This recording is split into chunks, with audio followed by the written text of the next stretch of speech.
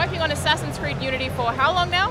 Just a little over a year and a half. And how's that been? It has been incredible. I wouldn't even know where to start. It's been a whirlwind, as it always is in games production, but especially when you're working on one of the biggest franchises in the world. Definitely. On next-gen technology and really trying to push every aspect of gaming to the next level. It really brings the best out of the team, and it always means that there's something to do. So for those of the viewers there who don't actually know what Assassin's Creed Unity is, you poor things, can you give us a little synopsis? What's it all about? It's essentially taking the idea of an assassin back to the roots of what is key to being an assassin. You need to be stealthy, you need to be nimble, you need to be good at combat, but you can't rely on any one of those components. You need to learn how to use them in balance depending on the environment, the situation, and really learn how to read what's going on and adapt your playstyle to that.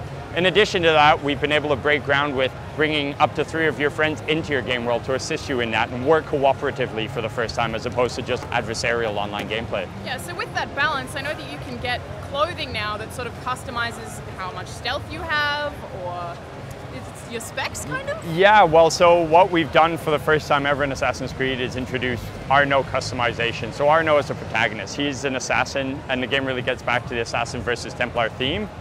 But we wanted to make sure that you had your own ability to put your own spin on Arnaud. So what we've done for the first time is created customization. We have over 200 gear items that you can get through different means of progression, each of which has its own visual and its own gameplay components. So whether it be stealth, melee, defense, each component plays into it. Not just that, customization is broken down into 5 main areas: hood, chest, belt, legs, and forearm.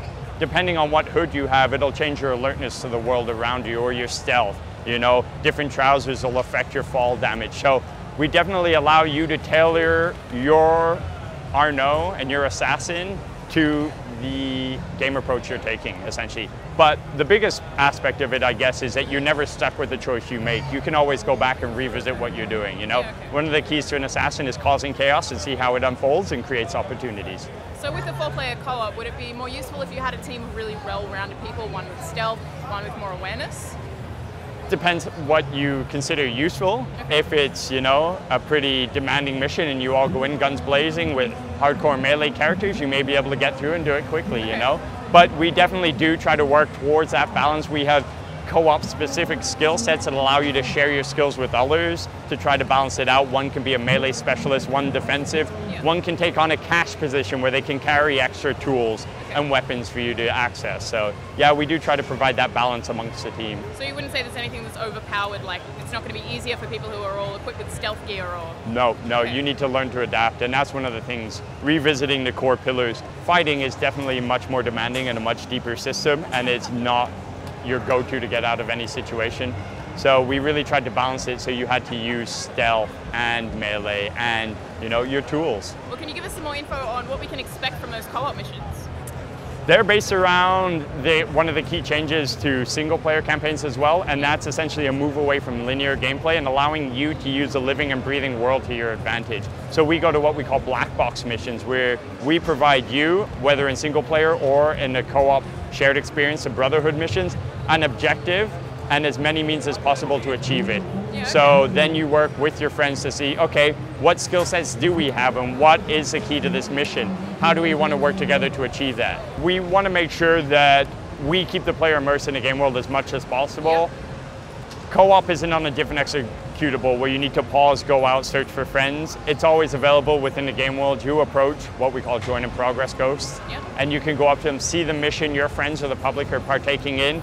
We have a new algorithm that assesses you as Arnaud and says, hey, this is your level rating out of 5 stars, and that lets you consider your options in the game world before you confront an enemy or take an online mission. If your friends are playing a 4-star mission and you're still a 1-star progression, you may think twice before joining their game. But it keeps you fully immersed in your game world. We try to allow you to live and play in Paris as much as you can.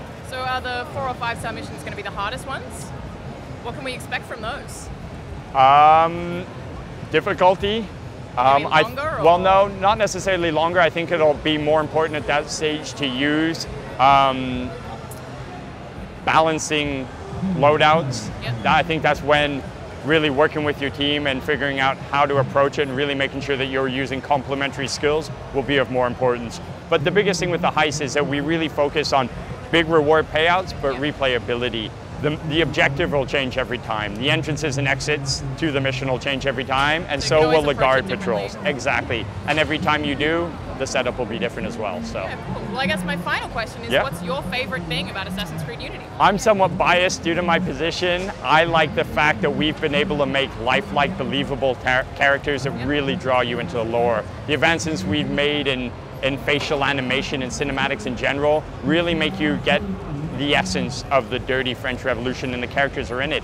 It was a very grimy and rough time. You have the ability to make really in-depth characters with personalities, and that really comes through in their persona in the So game. you didn't sugarcoat it and make it all pretty? No, by all means. As you can see in the demo that we're showing here, we've got Charles Gabriel Siver. He's missing an eye and he's got terrible acne and is very much representative of the times. It's pretty brutal. Yeah, it is, and it's a lot of fun. Yeah, well, thank you very much. Can No you tell problem. us when it's coming out? It comes out November 13th on Xbox One, PS4, and PC. Thanks I very look much. forward to seeing you on the streets of Paris. Can't wait. Cheers.